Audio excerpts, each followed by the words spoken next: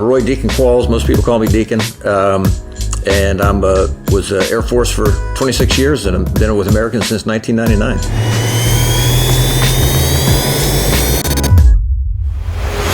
Roy, what's going on? Welcome to the Pilot podcast. Or I should say Deacon. You said most people call me Deacon. Yeah. Thanks for having me on, Justin. Appreciate it. Yeah, anytime. I'm excited to have you on. I'm excited to share your story. Military flying is something that's pretty foreign to me. Well, I shouldn't say foreign anymore because I've interviewed a ton of military pilots, but right. I love the stories. I love the opportunities you have and what you can do flying in the military. And it's not always, it's not always going to shoot down people. It's flying in hurricanes. It's doing cool mission support on the ground. It's support in the air. It's really wild what you can do. So I'm excited to dive into that. The first thing we'll do though is kind of just touch on why you got into aviation in the first place. Yeah, interesting story. I was 24 years old, going to graduate school, working as a lifeguard in the summer. And a buddy goes, you want to go to an air show? And it was, so I go, sure. So I was just trying to get away for a little while. Went to an air show, saw the Thunderbirds perform. Oh, that's pretty cool. And it's not like I hadn't been around aviation before. I grew up near Naval Air Station, Corpus Christi. But I saw the Thunderbirds. I go, that's cool. Next day, I went to a bookstore. I like bookstores. I was just walking around. I saw a new book by Richard Bach called The Gift of Wings. It had a story about people who fly, a little short story. And it kind of motivated me a little bit. But man, I was eating ramen noodles and mac and cheese trying to put myself through graduate school, and flying was not in my budget, not even close. And then 2 days later, the same guy that invited me to the air show asked me to this new movie that was out, a little blockbuster starring Tom Cruise's Maverick. And I left the movie and I walked into the recruiter's office. And I said, hey, I want to fly jets. And he looked at me and he says, did you just see Top Gun? I go, I did. Like 5 minutes ago, I did. And he just rolled his eyes and he said, how much flying time do you have? I go, I've never flown a plane in my life. And he says, this is a quote, dude, that's not how it works. And I said, well, do you have a test? I test pretty good. So he reluctantly set me up for this test. I took the test, did pretty well. And he kind of acted surprised. And he said, yeah, you're going to get a pilot slot. And about 6 months later, I was in officer training school, and on my way, within a year, I was flying T-37s. First plane I ever flew in my life was an Air Force trainer. That's crazy. Yeah. I would love if they had the stats of how many pilots were produced because of one movie. Like if Tom Cruise and the people that made the original Top Gun really know the effect that they had on a whole generation of pilots and aviators in general, because I'm sure it would just be insane. Yeah, most guys probably won't admit it, but but it was the truth. Literally left the movie, went to the recruiter, and never went back to school. And it was life changing for me. Yeah. And I'm sure there's a lot of guys that are in the same boat. That's crazy. So obviously there's kind of like a timeline of events that happen, right? Like your buddy said, let's go to an air show. You read a book, you saw the movie. Do you think just seeing the movie would have been enough to push you forward? Or do you think that because it followed in those series of events that you're like, I think this is something I need to do? I think it was cumulative. It was all the things combined. And the Richard Bach book, honestly, was powerful. He told a story about meeting a guy on a plane who'd been in the war, in World War II. And the guy had said, and anyway, I've been with this company for the last 23 years. And then Bach goes on to say, he goes, man, this guy had just summed up a quarter of a century with, I've been with this company. He said, if you talk to pilots, none of them sum up a quarter of a century with, well, we've been with this company. There's always more to it. And that's a paraphrase. He said it much more eloquently than I could ever say it. But it was, I went, man, I don't want to sum up a quarter century with, I've been with this company, And so it was cumulative. Maybe I'd have done it with just a movie, but the other things certainly helped. Absolutely. What did you go to the air show? What air show was it? Yeah, it was just an air show at what was then Carswell Air Force Base. Now I think it's Navy Fort Worth. Cool. I went to the air show first. Book was about 2 days later, or the next day, and then it was all within 4 days. Oh wow, dang! Yeah. It's crazy how fast life can change. I mean, yeah. You talk to yourself 5 days before that. You have a time machine, be like, you're going to be a pilot. You're like, no, I'm not. You're right. Literally, had never thought about it before that. Yeah. What kind of support system did you have? Did you tell your parents, tell your friends, girlfriend, whatever? Just like, hey, I'm going to go be a pilot. They're like, How? What? Yeah, I think I was dating someone at the time. But I told my parents, it was nothing serious dating. Told my parents, they were very supportive. Yeah. Said, whatever you want to do, you got to. I don't think anyone initially thought my chance would be very good because of, I'd never flown before, and most people don't understand the path to get to be a pilot. Sometimes they just think it's insurmountable, including myself. To be honest with you, I was sure they weren't going to let me. I was just going to run with a football till he tackled me. I was like, I was the 98-pound lineman. The lineman running with an interception, just startled to find myself in the end zone all of a sudden. Yeah. That's really funny. If you didn't have the support from your family, if your parents would have been like, hey, this is kind of strange. Why are you doing that? Do you think you still would have done it? Like, or was it too late at that point? You're like, hey, I already signed up. It's going to happen. No, I hadn't signed up yet. I still would have done it. And my parents were just never going to say that. There was not, they were fully supportive of whatever it was, whatever honorable activity I was going to follow. Yeah. And you mentioned that you were just going to run with the football as far as you could until they tackled you. Was there a point, or I guess I'm sure there was there a point when you were like, whoa, all right, I might have signed up for a little bit too much here? Or were you always just like, no, I never thought I'd sign up for too much. I thought I wouldn't get through the physical. I had some eye problems that I talk about in this book, death perception, and I couldn't get through the initial death perception test. I had to go back for a second time. And so I was certain I wouldn't get through, right? And I just made them, but they said, well, we'll test you again, come back in a couple of weeks. And when I got through that, and they go, yeah, you're good. And I walked out the door from that physical and I went, holy cow.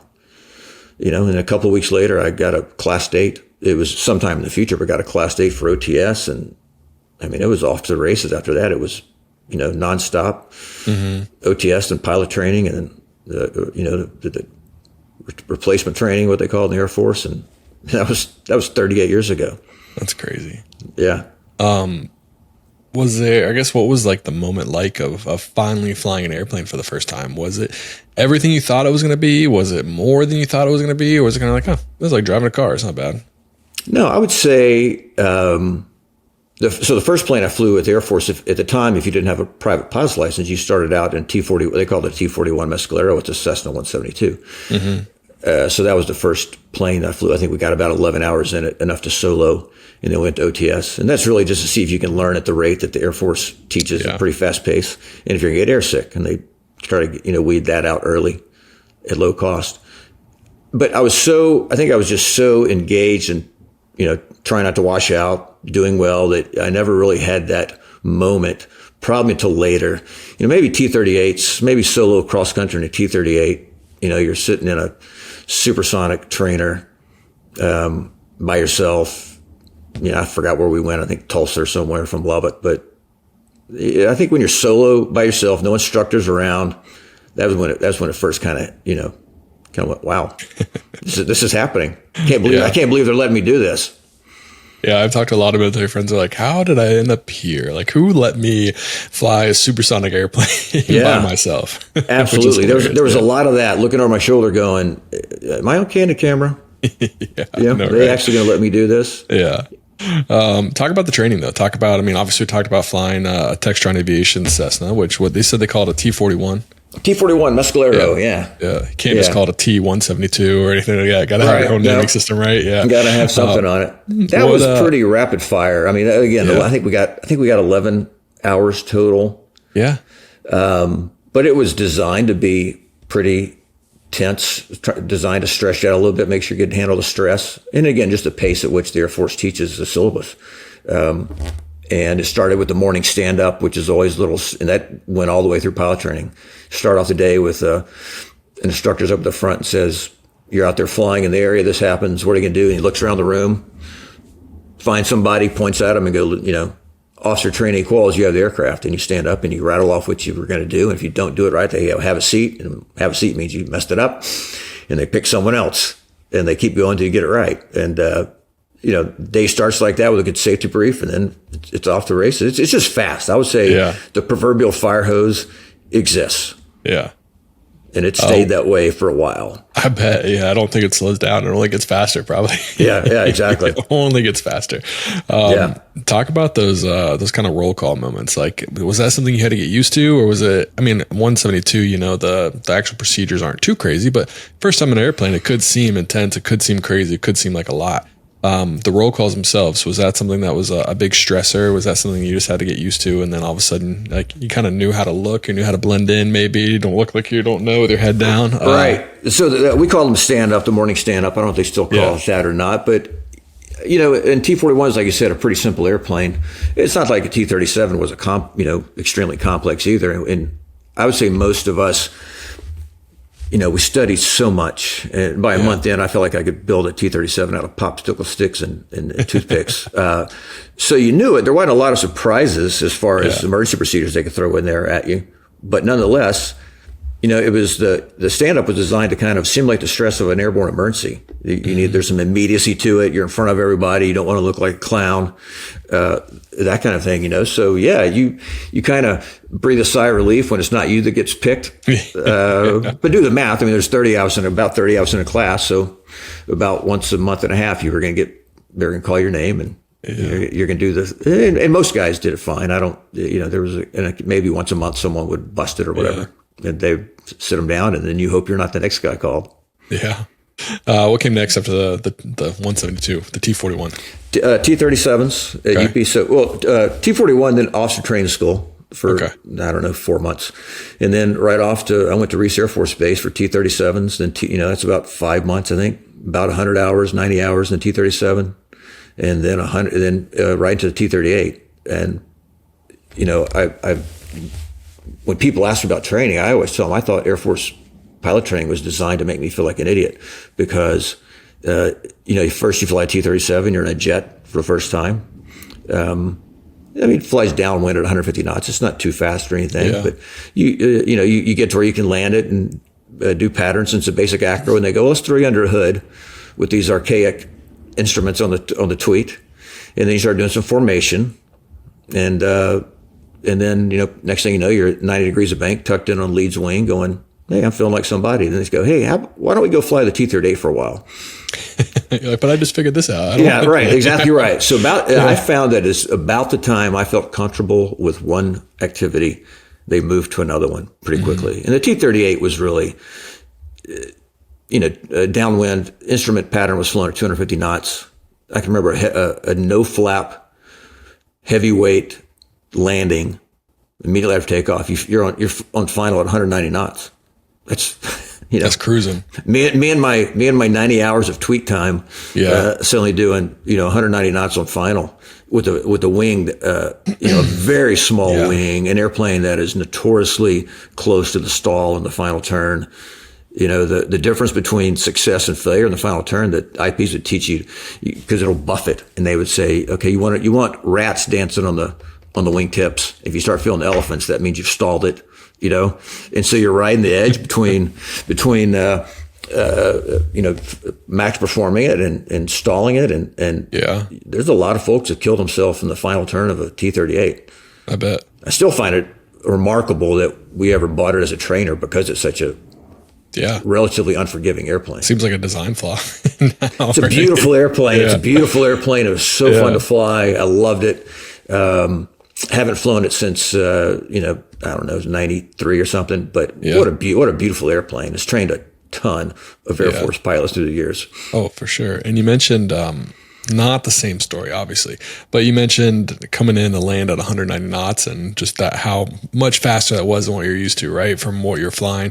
Before I transitioned to the airlines, I flew a citation, longitude? I flew a citation latitude, and our ref speed was anywhere from 99 to 105 knots, 110 knots. And then I move up to the 7.3, and I'll never forget the very first time I was looking down, I was like 150 knots. I was like, holy smokes, I'm flying way too fast. We got to slow down.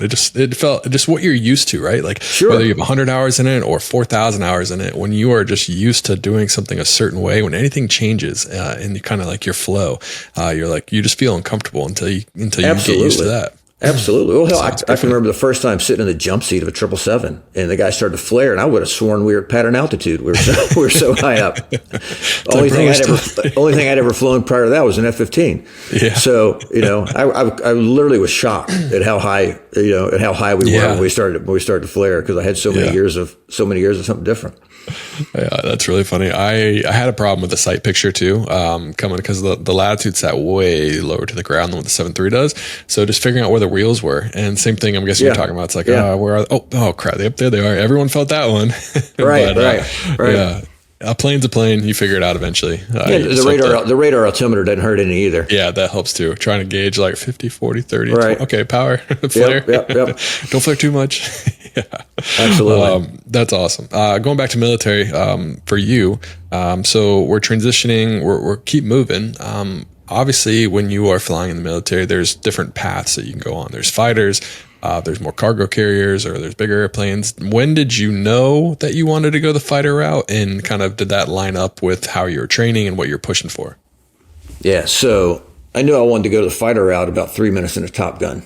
Mm-hmm. Right, that was when it's kind of like when I was listening to Ryan Graves when you interviewed Ryan, and he said he joined the Navy to land on a carrier, right? And that was really me. I wanted to fly fast and upside down. Right. So I knew then I want to go fly fighters. And at the time in pilot training in the Air Force, everybody flew the T-37, T-38, regardless of where you're going afterwards. There was no separated UPT like they have now. Okay. And so I knew I had to need to graduate near the top of my class. You have to get, at that time they called it fighter, attack, or reconnaissance rated. You had to get FAR rated. All the IPs got in a room and decided who was going to be qualified to fly a fighter or an attack or reconnaissance airplane. And if you didn't get that rating, then for the rest of your career, you weren't going to fly those. Oh, dang. Yeah. So I knew going into pilot training, that's what I wanted to do. There was not a doubt in my mind. I think it probably made it a little bit more stressful for me because it wasn't that I had to graduate. I had to graduate near the top of my class, or I wasn't going to get the airplane that I want to fly. So that incentive to perform, it helped. There's no doubt it helped, but it was also sitting on my shoulder. Mm-hmm. And I'm sure I would have been happy with however it ended up eventually. Yeah. Right. But at the time, that's what I wanted to do. And so that kept me in the books, kept me preparing, I was determined. I wanted to fly fighters.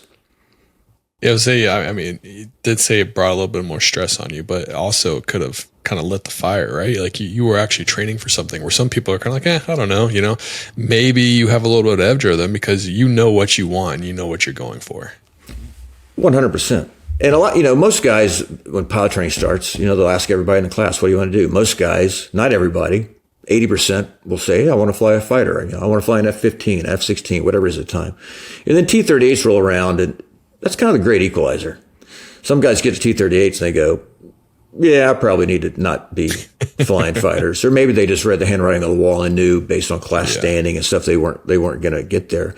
But for me, look, I had a blast at pilot training. I was roommates with a class behind me. So we weren't competing, right? We weren't competing for assignments because we were in the same class, which was great. He ended up graduating first in his class. But we had a ton of fun together. But Friday and Saturday, that was for relaxing.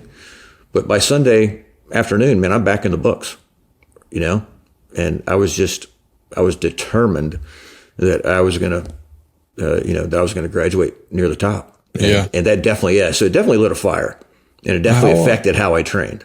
I bet. How do you manage kind of like a balance of having fun? Because it is important, right? It's important to step away. It's important to kind of clear your mind, but there is a limit to how much you can actually do, right? Because you have to study, you have this goal, you want to achieve this. How did you balance that? And did it take a while to kind of find a happy medium to where you're still having fun, like you said, on Fridays and Saturdays, but Sundays are back at it?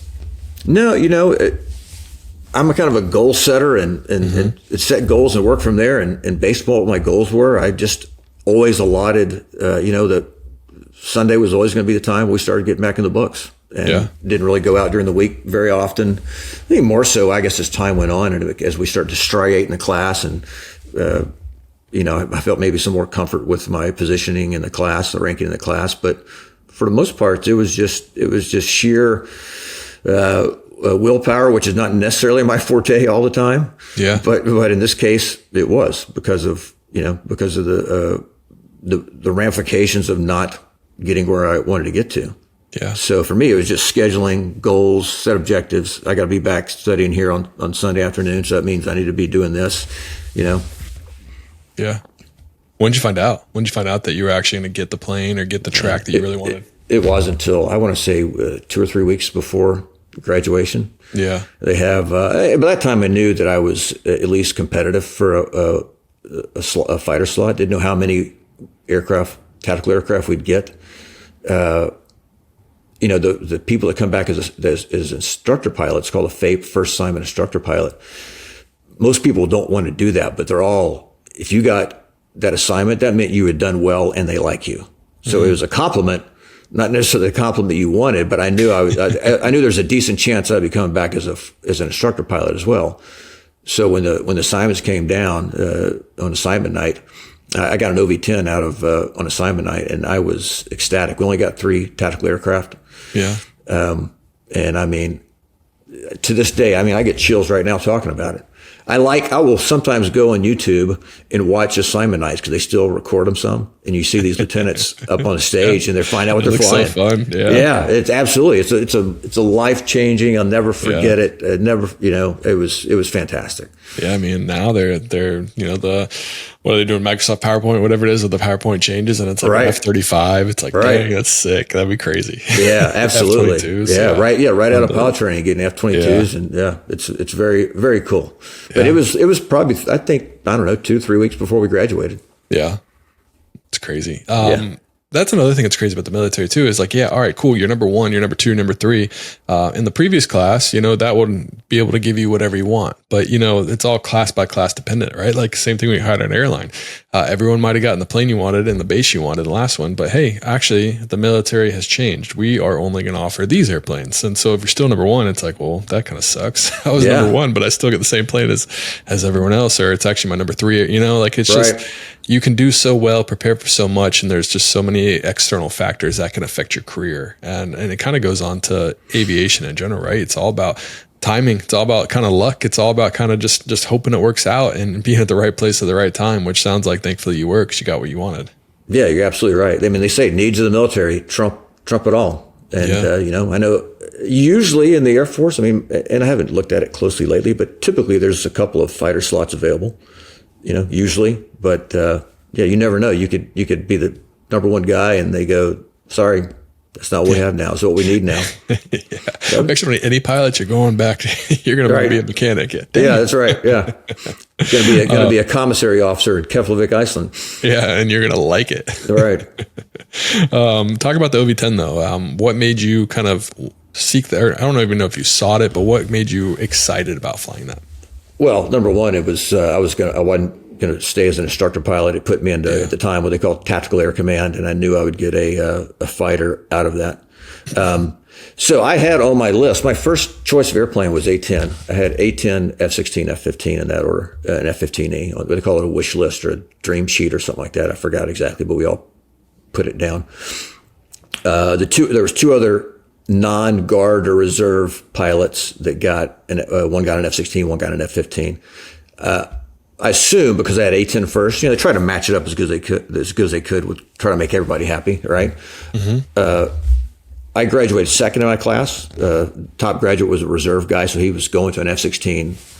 That wasn't part of the mix. So I've always assumed that because I had A-10 first, OV-10 was, an adjacent type airplane, maybe. So I didn't put it down as such, but I was ecstatic because I knew I just needed to not be an instructor pilot and get into Tactical Air Command, and then it was going to be smooth sailing from there. And so I did a year in the OV-10, went to the F-15 after that, and flew the F-15 for another 25 years. What was it about the A-10 that put it number 1? Was it just the fact that it got you out of training, it got you out of the instructor, or did you just love the fact that it's essentially a flying machine gun? Yeah, I think the A-10 was just, I like the bigger gun, the 30 millimeter gun, the mission, helping the dudes on the ground. But look, I would have been ecstatic to anything any tactical aircraft out of pilot training, I would have gone nuts over. And again, I still literally, this is twice during this podcast, I've gotten chills thinking about assignment night. That's awesome. We should just watch assignment night videos. Yeah, right? For the rest, we'll just watch it and see your face. I wish that I had that video. That was a while back. That'd be pretty cool. Yeah, I would love to see it. I don't think my girlfriend was quite as happy because that meant I was leaving town, but it was all good. Yeah, you said girlfriend and not wife, so I'm guessing it worked out. Yeah, right. Yeah. Exactly. Now, in the email you sent me, when you're like, hey, well, I would love to be on the podcast, one of your kind of dash points here was almost landing a flaming OV-10 at a Nevada brothel. So yeah, right. That'll get your attention. Yeah, I was like, oh wow, haven't heard that before.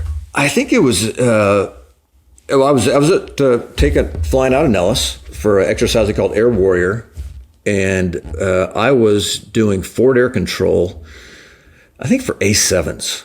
And, one of the things I love about the OV-10 is as a second lieutenant, I'm taking off single ship, going out to a range, literally clock map ground, no GPS, no INS, following roads, following maps, going to the target, shooting white phosphorus rockets at targets to mark them for flights of aircraft so they can shoot, drop practice bombs, sometimes live bombs. So I'd been doing that for probably an hour and a half. OV-10 had some long legs. You could stay airborne for a long time. My roommate had just left the area about 15 minutes ahead of me, and I'm checking out. I'm just heading back, just cruising back to Nellis. The hard part's over. I've safed up everything, and I had some pretty good target marking, so I was kind of pleased and kind of planning my evening that night. And I was west of Mount Charleston, and I haven't looked at the maps in years. I don't remember exactly how far west of Nellis that is, but I was west of Mount Charleston. I got a number 2 engine caught on fire. Visible fire, and so I shut it down, did whatever the procedures are. I think we had a T-handle up here, pulled the T-handle, put a fire extinguisher out, and the plane went out. But whatever altitude I was at, Mount Charleston was above a single engine service ceiling that day. Now I was in a drift down, but if I didn't make it over Mount Charleston, the nearest suitable landing field was a Nevada brothel.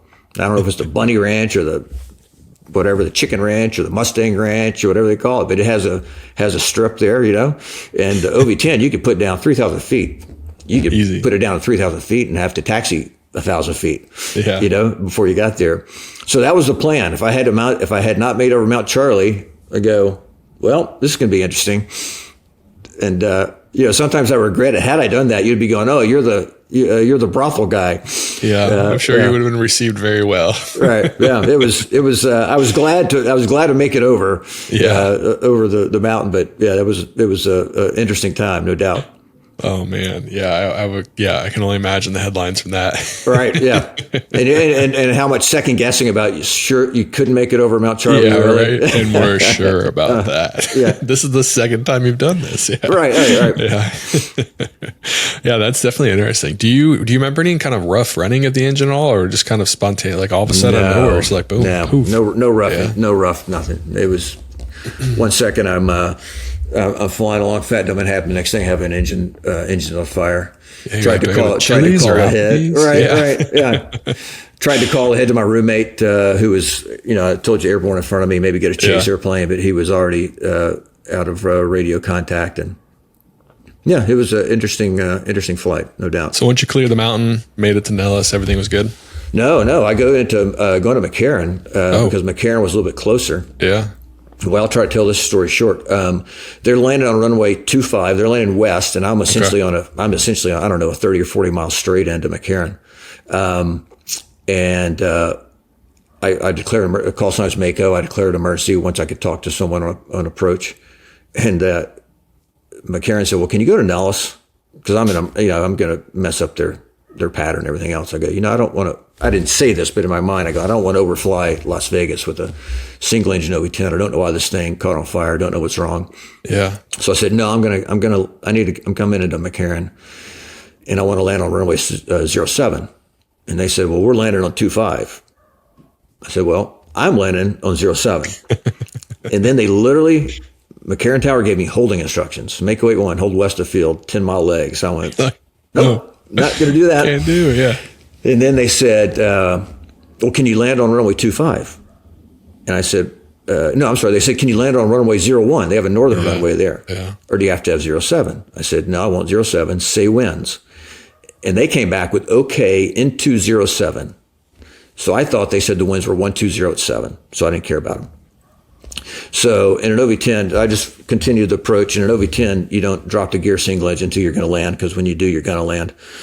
So I dropped the gear over the threshold and immediately go wing low and rudder to compensate for, for the yaw from an engine being out, and quickly realize that the winds are not 120 at 7.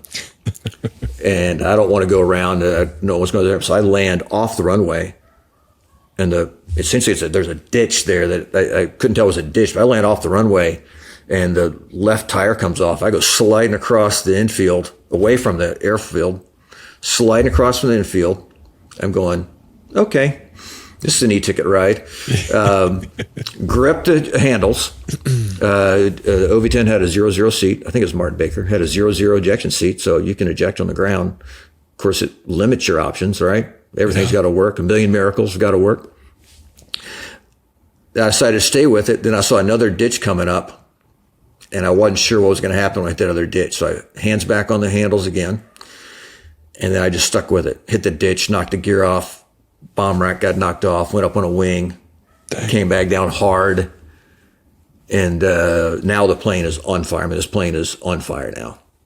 And I pop open the canopy, run away bravely, standing out next to whatever the boulevard is there by the airplane with my helmet under my hand, looking at this burning airplane. What do I say now? Yeah, what just happened? Yeah. And then, people are already stopped, the cars are already stopped watching. And I went, and I remember put my helmet down on the ground so it looked less conspicuous.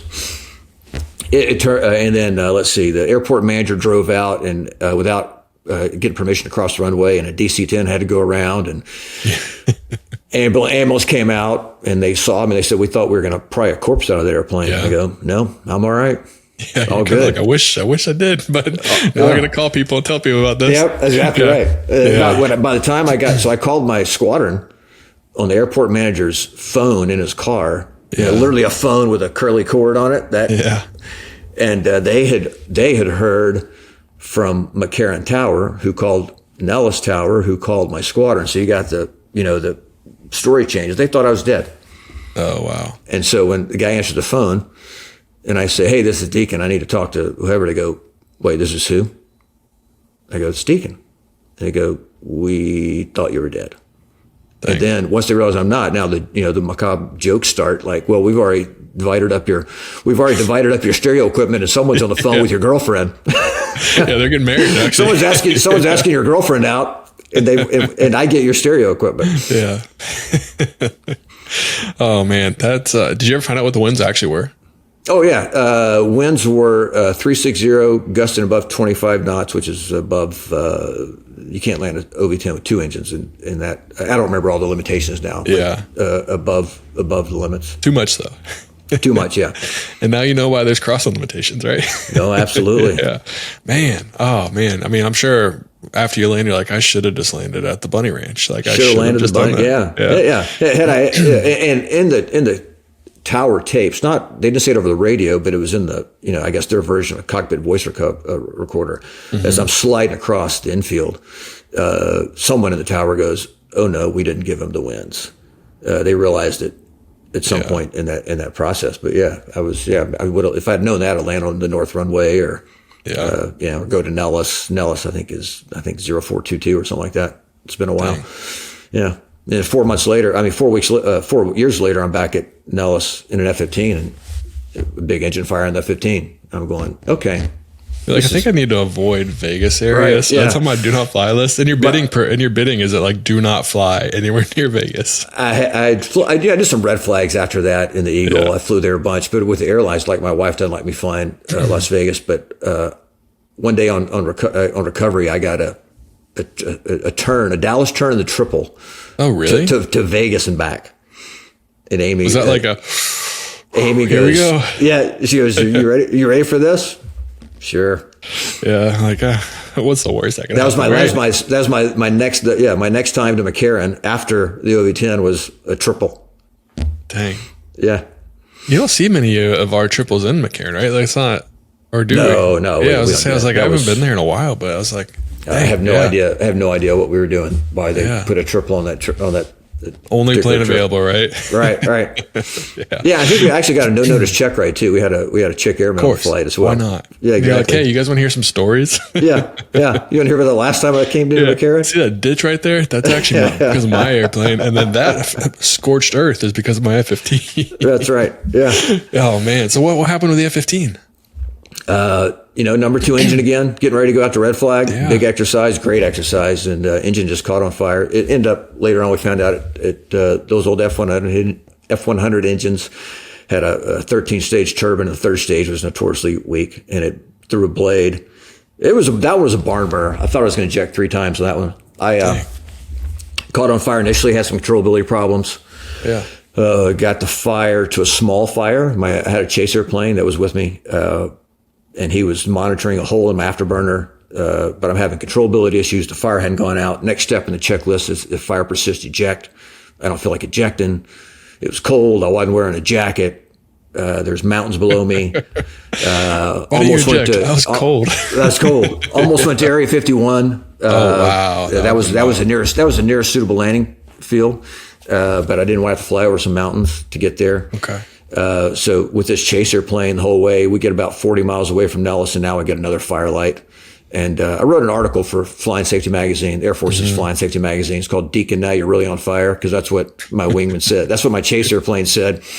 And he says there's flames about 15 feet out the back of your airplane. Oh my God. And I could turn around. I turned around the cockpit, and I could see the flames now. And I went, you kidding me? I like Deacon, now you're really on fire. Now you're really on fire. That was his line. It was a great line. It was Keith Akery was his name. Great chase airplane. Great wingman. Had as much to do with me getting that jet home safely as I did. And I started getting my stuff to it. They started getting ready to eject. Kind of going, you've got to be kidding me. Putting classified into my G-suit pockets and stuff. And as I don't know, I was probably a minute away from ejecting when he said, hey, it's back to the small fire. Which at that point, the small fire was a good thing, right? Yeah. And so, small fire. Let's go. We do a controllability check, keep going towards Nellis. We talk to the SOF. Also my airspeed indicator had gone out. I don't have any airspeed. I don't have any, I can't dump fuel. Can't jettison my tanks. So I've got our hands full. Toto, the wingman chase airplane is reading me airspeeds and stuff. So we do a controllability check, and at 190 knots, the plane rolls to the right and I can't stop it. So I had to land at 200 knots, and normally in Eagle, you fly final. It's around 160 on final, regardless. It varies some with airspeed. So 200's going to be fast, but they do some math on the weight. I think they get McDonnell Douglas on the line. They do some math on my weight and stuff, and they go, well, you can land if you take the departure in cable. Most fighter bases have a cable to help stop airplanes with hydraulic problems or brake problems. It's not a rapid deceleration like on an aircraft carrier. It's a slow deceleration. Yeah.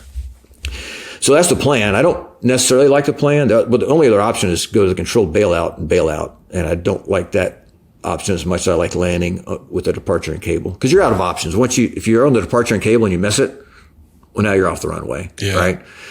But that's what we're going to do. So I touch down at 200 knots. You don't flare at 200 knots. You just fly it on the runway.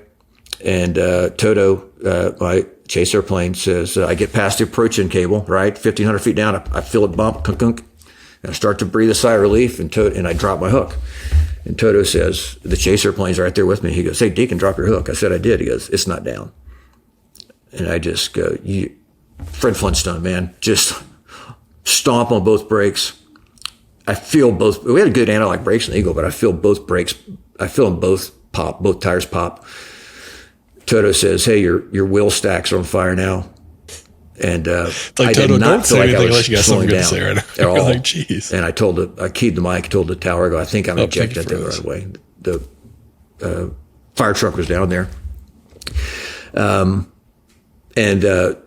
out I got to a stop about 200 feet prior to the runway. Popped the canopy up, and ran away bravely again. Jeez. Fire truck came out, put out the fires on the gear, and turned out later the hook had actually fused to the airplane. The fire was so hot that the hook fused to the bottom of the airplane. I kept it for, I drugged that hook around for 20 something years. I paid the maintenance guys money in a trip to a restaurant to get that hook for me after they finished the investigation. Yeah. So for 20 years, I carried around this charred hook. It's very heavy. Doesn't really fit the decor that Amy has planned. So when I retired, I gave it to the squadron bar. Oh, that's cool. Yeah. You know what that is? Yeah. That's a good place for it. Yeah. Yeah. It's probably better in my living room. Like, why is your flight bag so heavy? Yeah, exactly. I got my hook that almost killed me. Hook. I carry it with me everywhere I go. Yeah. It's my support hook. Yeah, exactly. Yeah. Oh my gosh, dude. I mean, I have had some emergencies as like, I feel like some people are just like, they just get them. I don't know what it is. Like if we have like a frequency, but it's like, if something's going to happen, it's going to happen when he's in the airplane. We lost an engine on takeoff on my IOE. Really? Second sortie at American Airlines. You're like 7. Yeah, I was on the panel. I was a flight engineer at the time, 7-2 out of Chicago, and I don't know, around 400 feet. It felt like we hit something. I thought we hit another airplane. Yeah. And I don't remember what you do on the panel, but whatever it was, I just come off. I have a check airman behind me who's watching everything, and he jumps up. And I've just had 12 emergency sims the last 2 weeks. So whatever it was I was supposed to do, I did. Yeah. And he looks and he kind of goes, well, I guess you got this, Deacon. And we turn back around and land. And I'm thinking, man, I don't know what it is. So I stay prepared. I always know where the nearest patch of runway is. Yeah, that's funny. I mean, when I was in training, they were like, and an instructor pilot came in. He's like, we actually just, someone was flying, second day of OE, we lost an engine. He did everything perfectly. It's like, well, yeah, because he's been doing it for the last 25 sims. Right. It's the best time for him to, he's like, it's my time to shine, man. I got this. Boom, boom, boom, boom, boom. Start the APU. Absolutely. Yeah. Probably the best time, right? Absolutely. They had so many of them. Yeah. Jeez, man. Yeah. It's crazy. Yeah. I feel like I don't know what it is, but once something happens, I feel like there's just like the next one's just right around the corner. I've always been told that things happen in threes. So I don't know if you've had 3 yet or if that's how it is. Yeah. So I hope they happen in threes. If they do, I'm good. So we're good. I got 2.5 more years not to get to 6, I guess. But hopefully it'll be Maybe there. Does that start the next set of threes if you have one more? Or? Oh gosh. Oh my gosh, man. That's insane. You definitely have some great stories about that. You also mentioned that you got to fly Drew Brees in the F-15, which is pretty interesting. Yeah. My boss called one day. I was the wing commander down at Navy New Orleans Naval Air Station, the F-15 wing down there, and my boss had called. And I don't remember what the impetus was, but it wasn't started from our end. And it was, I think some public relations folks had a couple of cocktails at a New Orleans bar and started talking about it. Next thing you know, I get a phone call and my boss says, hey, we're going to fly Drew Brees. I want you to fly him. Yes, sir. And just before the 2009 season, no fanfare, no media. He showed up had a buddy with him. We got him some seat training. One of the stories that I've told recently is, and look, he was the most genuinely nice, kind, compassionate, love the military guy. I became a lifelong fan that day. Awesome. And there was no media involved, right? This was not Drew performing for the cameras. Mm-hmm. This was Drew being Drew. What a fantastic guy. So our guys, give him some injection training, just real quick. It's just rudimentary, but you got to do it because I think someone punched out of the back of an F-15 on an incentive right up in Massachusetts a while recently, back. Yeah. So you got to tell them some things. And what's I said, right. And so I remember I said, you got any questions about any of this? And he goes, go through that part again about if we catch fire on the ground.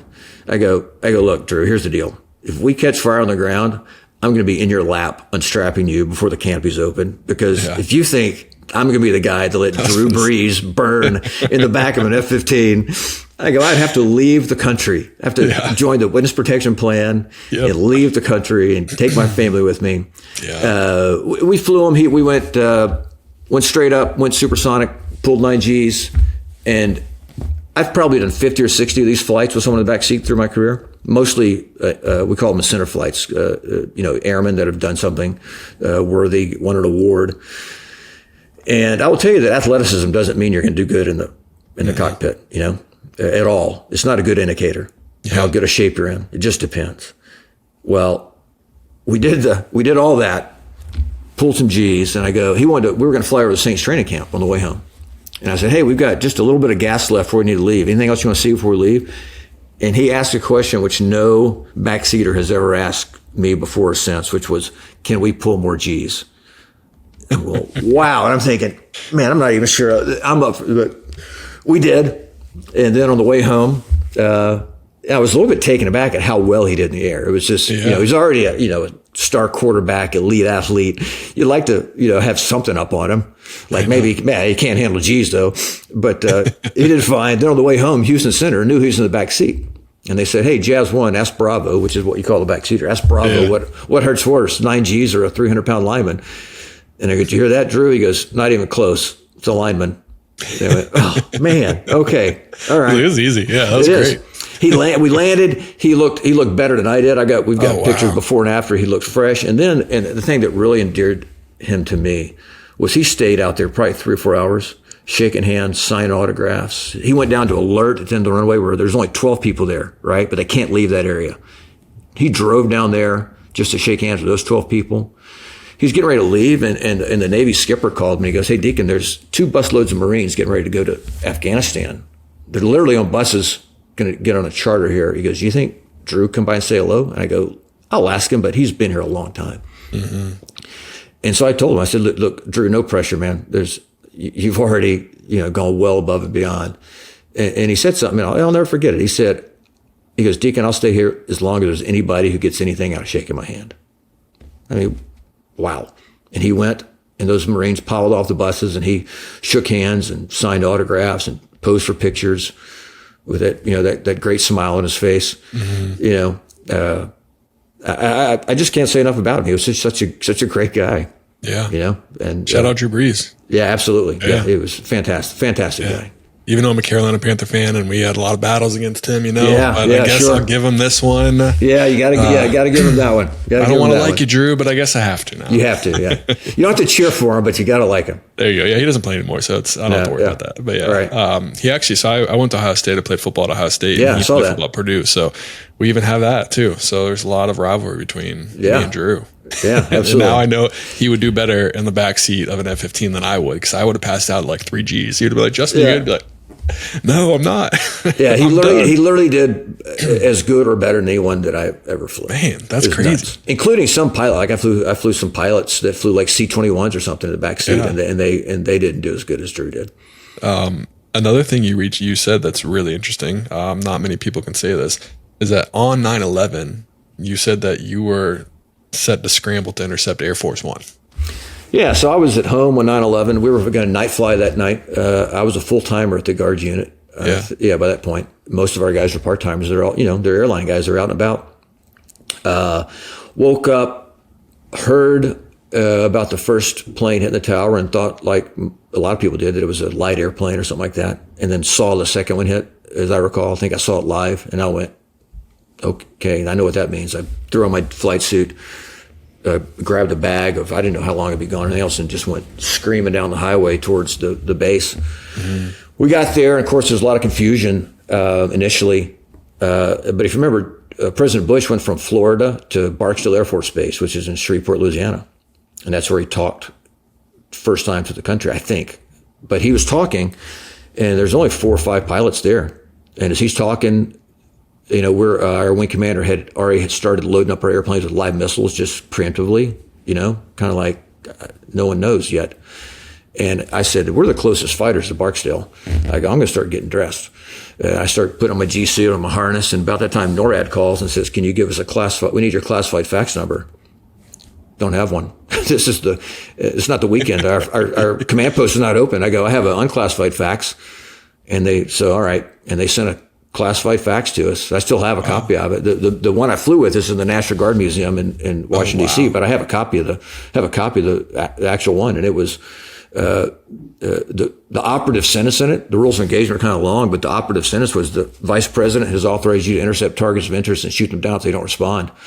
And I remember my squadron commander at the time, Randy Riccardi, Bob Blue, looks at that and he goes, I wonder if Dick Cheney knows the F-15 doesn't have a VHF radio. But we made copies of that rules of engagement, put it in our pockets, and not long after that, NORAD called and they go, get anything and get airborne with missiles. Get airborne now and go find Air Force One. So, Jeez. Yeah, there was 4 of us, and we start running off to the jets. I think I was Jazz 4 that day.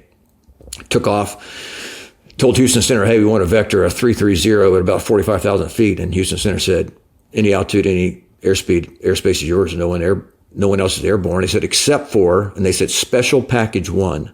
And that's what they called Air Force One. So we started beelining that way. And at some point, and I don't remember how far away we were. It seems like we had a radar lock to them, but I can't swear to that. But at some part, as we got close, I think fighters from Carswell got there before us. Someone got there before we did, and we turned around. I don't remember. Okay. And then we turned around. I think we sent 2 guys to Houston, 2 guys to New Orleans, and capped there. Later on that night, I landed, got some rest. I was back up over Houston that night, and they still the rules of engagement where if someone's airborne, shoot them down if they don't respond. And we got a call. NORAD said, hey, there's someone down low about 40 miles away. And so suddenly I'm on night vision goggles over downtown Houston with a flight lead named Nick Wisniewski. We're both on GOGs, 500 feet, 500 knots over downtown Houston trying to find whoever it was. I think someone heard our jet noise and just misconstrued it for someone else because there was nobody there. We put 2 good radars for a while where they were supposed to have a target. There was nobody there. It was just so surreal. Yeah, what a surreal time. And I flew with that rules of engagement until they rescinded it. I was going back in my vault to shred it, and I went, "This is history." Yeah, keep that. Folded it up, kept it, and it was declassified. I don't know, 2010 or something like that. That's when I gave it to the National Guard Museum.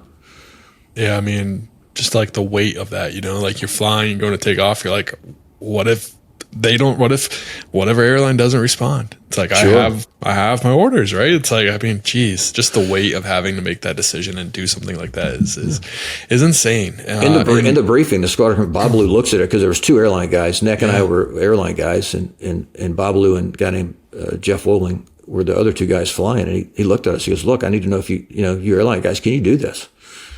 It was pretty somber, it was a pretty somber moment. The guys out of Massachusetts and the DC Guard, they were obviously more, they were right there in the thick of things, and had more visceral, in the action type of thing. Ours was a little bit removed from that, being down Louisiana, but still it was, getting scrambled out of there to go intercept Air Force One, and then all the stuff that went with it. It was a surreal time, no doubt. Yeah. I remember, I can't remember if it was a book or if it was definitely in a book about what George Bush experienced that day. And it talked about one of the times he feared for his life most was actually when he was on the Air Force Base and someone was driving him around. And they said this guy was driving like 120 miles an hour, just like almost tipping and turning. He's like, son, if we didn't die up there, we're sure as hell going to die down here. So stop. He's like, slow down. I think I've heard that story. Can you imagine the president telling you that? You're freaking out. He's like, son, slow down. Like, yes, sir. Yep, no kidding. Try not to kill the president while you're... Yeah. Oh my gosh. Yeah, that was an insane story. Just things when you entered into, when you watch Top Gun, when you said, I want to be a fighter pilot, when you went through the training, you don't imagine that one day they're going to be like, hey, here you go. You can shoot anything down that doesn't respond in the United States. Absolutely. And it was also, another thing is we found ourselves a lot of times places that I'd never expected to be. One example is Hurricane Katrina. I was in the Guard, so guess what? We responded to Hurricane Katrina. Yeah. And one of my good friends, one of the highlights of his career, and this is a guy with, I think, 106 combat missions. His dad was a fighter pilot with 170-something combat missions, and his grandfather was a bomber pilot in World War II with 70-something combat missions. So these generations have done some stuff. Homer Samuel's his name, and Homer talked a jumper off a roof during Hurricane Katrina.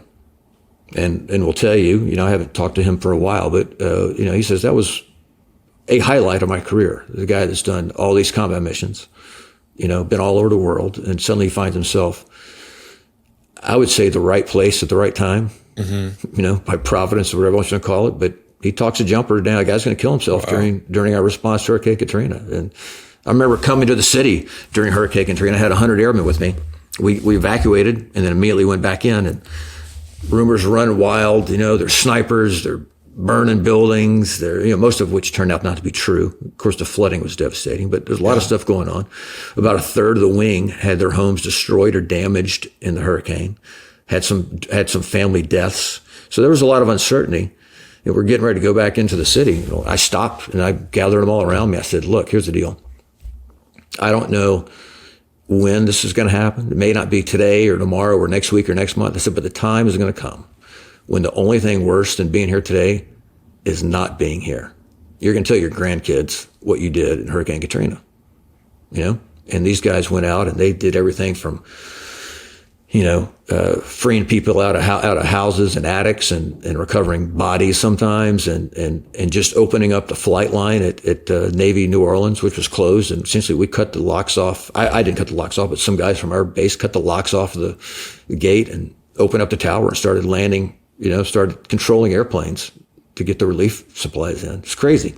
It's one of those things you just never imagined being there. When I joined the Air Force, I certainly never imagined that I was going to be responding to Hurricane Katrina.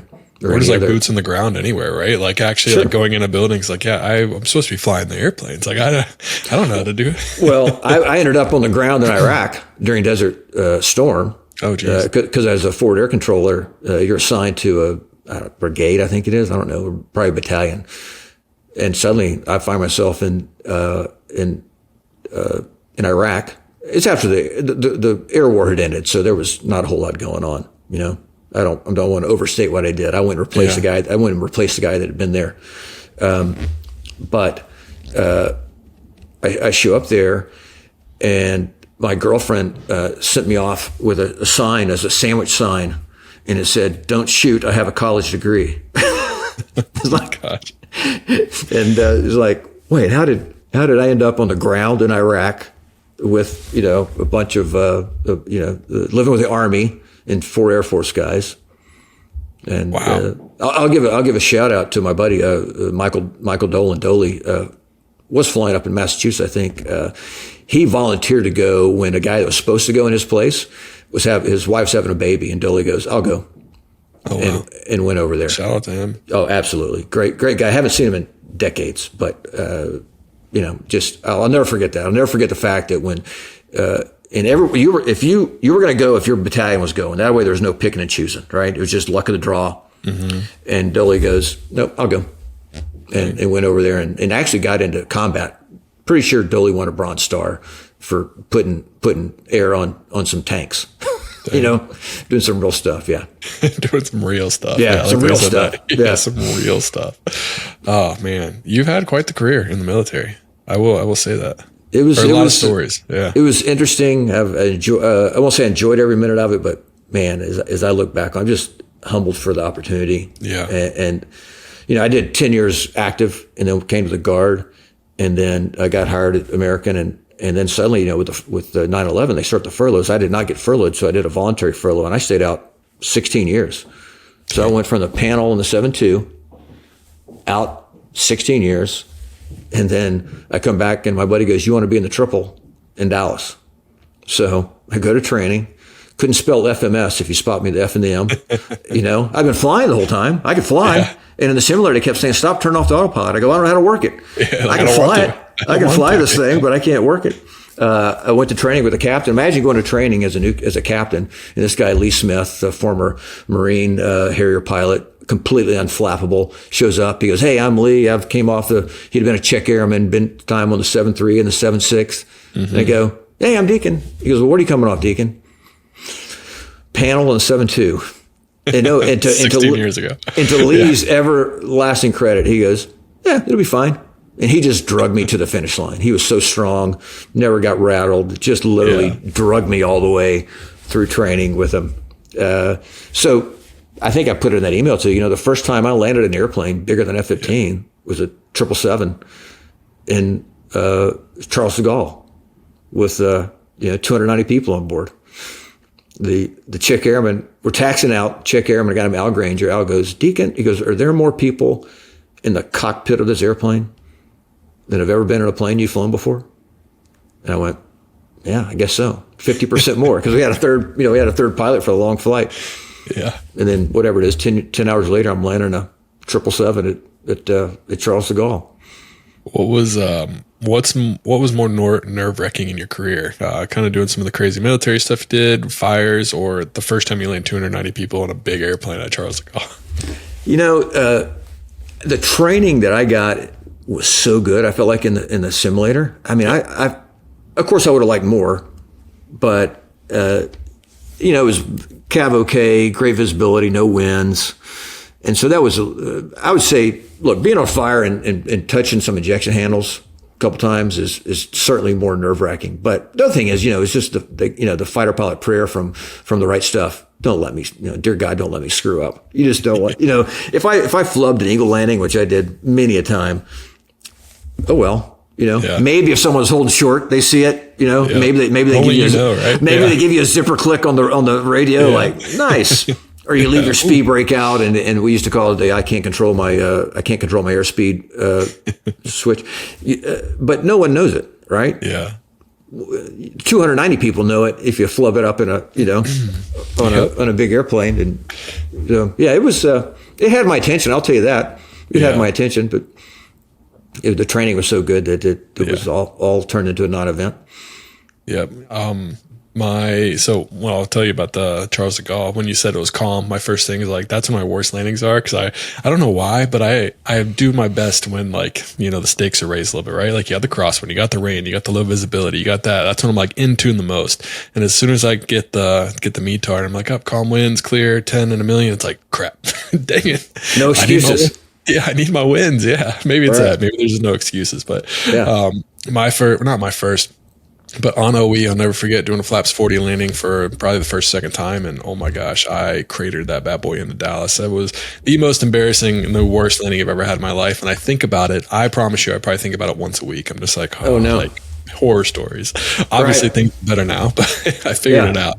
But I was like, oh man, landing these big airplanes is definitely different, and I don't know, maybe not different, but you can get a sweet spot with a lot of planes, right? With a lot of jets, you know, it's like, all right, you had the power here, you pull the power there, you do this, then, and that. But, you know, with the bigger planes, sometimes you don't want to pull power too early, obviously. Learn that, especially flaps 40, because kind of like you said before, when you drop the gear on the OV10 with single engine, the plane's going to land. It's like you take power out, flaps 40, plane's going to land.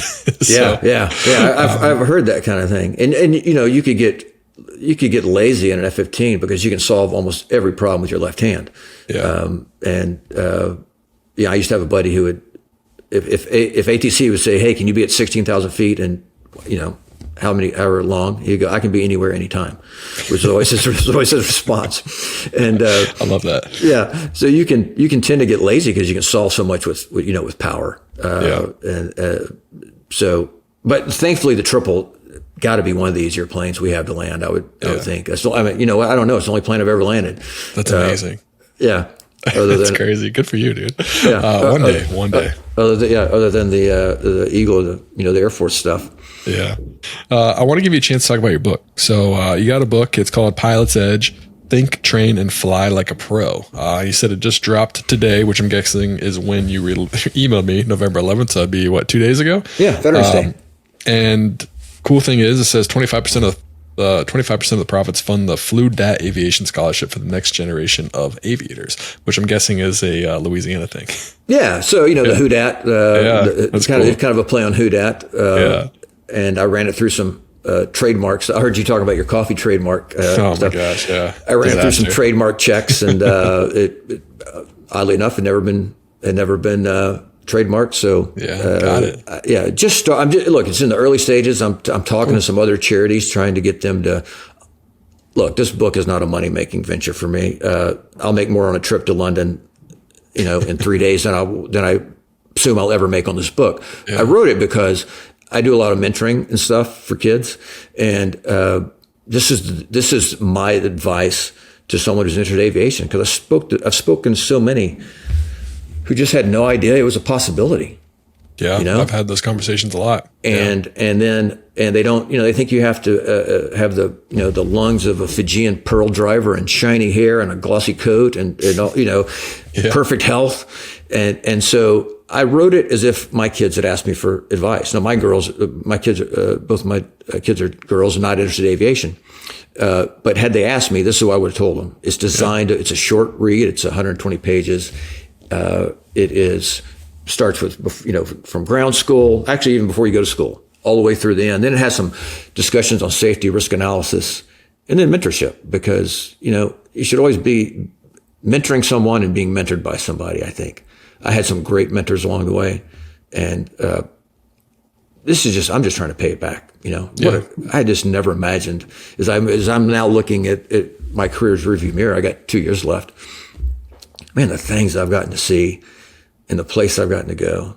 And I'm so grateful that I've been in a position to do those things. And now, my worst case scenario is I end up in a city I like, that I'd pay to visit, with guys I like, eating good food, drinking good wine, and just and laughing. I was just in Sydney a couple weeks ago. It was an all Air Force cockpit. One of the few times I've seen that, 4 Air Force guys. We had a great time just going around Sydney for 6-7 hours, and laughing and talking. And that's my worst case scenario, right? As long as the airplane's not on fire again. You know what to do. You'll be fine. And so just the adventures and when I was in the military, by definition, what I was doing was bigger than me. I was doing things for other people. And suddenly I retire from the military. In the airlines, it's about time off and money, and which is great. Don't get me wrong. It's awesome. But it left a kind of a void from a purpose standpoint. So I'm just trying to give back. And if I can, if this book gets to some kid, that 18-year-old, 17-year-old that thinks he never had a shot at being a pilot, and this could be it. That's all. That's what I'm looking for with this. So, hopefully I'll be able to find some folks to match some funds with it. I'm in the process of doing that. And I didn't know that all the things I'd have to jump through to try to get it going. But it is. It's a lot, but it's going to get done, and absolutely those profits will go to helping some Louisiana kids get there. I love it. That's awesome, because I've like I said it before, I've had a ton of conversations, and I kind of start out with, why did you become a pilot? Like, well, I never knew I could become a pilot until this happened. So there's always that point in their life where someone realizes that this is an opportunity, and some people don't get that. They don't get that mentor. They don't get that book. They don't get Top Gun. They don't get whatever it is, or just to see someone like them flying an airplane where it's like, oh wait, I could do that too. So just having the ability to share that, sharing your knowledge in a book or the scholarship or whatever it is, to help people realize, like, you can be a pilot. I promise you. I've flown with some bad people, and you can do it. I promise you. You can probably be better than a lot of people I've flown with. Right. Absolutely. Absolutely right. And that's exactly right. 100%. Yeah. Just let them know that it's an opportunity. It's a possibility. Because so many of them don't even think it's a possibility. And now, I don't know I know you just had on the guy talking about airline hiring. I don't know what everyone's doing now, but I know for a while they weren't necessarily looking at college degrees and stuff. Yeah. So it's true. You had that 23-year-old on the other day, Tom, the coffee guy. Yeah. What a go-getter, by the way. I know, right? Man, good for him. Love that guy. Yeah. If I had a son who's interested, I'd say, go get it. If you're not interested in the military, go get a line number. Run, don't walk. Absolutely. It's a big deal. Yeah, even me just waiting I was at my blast job for 7 years, but there was probably started realizing that I needed to go somewhere else. My kid was born in 2022, and that would have been the perfect time to jump over, right? But I waited a year or two because I wanted to see what contracts look like. And obviously I gave up some seniority in hopes that the last place would get what I wanted, what I thought it could become, and it didn't. So made the jump anyways. But me waiting the year and a half, 2 years, that's like 2,000, 3,000 numbers. Like, that's a big deal. So if get a number as soon as you can. Yeah, absolutely. Yep. And seniority is everything. It's all that matters. Absolutely. And I gave up a lot of numbers, 10 years essentially worth of numbers probably to be in the military, but I enjoyed it. Wouldn't give a number back. I've already gotten to do so much, and really thankful that I've had the opportunity, and just want to, if I can get one kid that didn't think it was a possibility, that goes and gets a discovery flight, because that's awesome. It's good stuff. How can someone buy your book? It's on Amazon. Pilot's Edge on Amazon is the only place I've got it out there right now. You can just log on there. I think I purposely priced it below what Amazon and Grok suggested. I think it's $12.99 for the paperback. And look, if there's kids, if they can't, one of the things I put in the book is I put my personal email in there. I said, you need to get a mentor. If you can't find one, email me. I'll I'll chat at you, Love it. So kept the price low so that it'd be accessible as much as possible. If someone can't afford it, let me know, and I'll send them a free copy.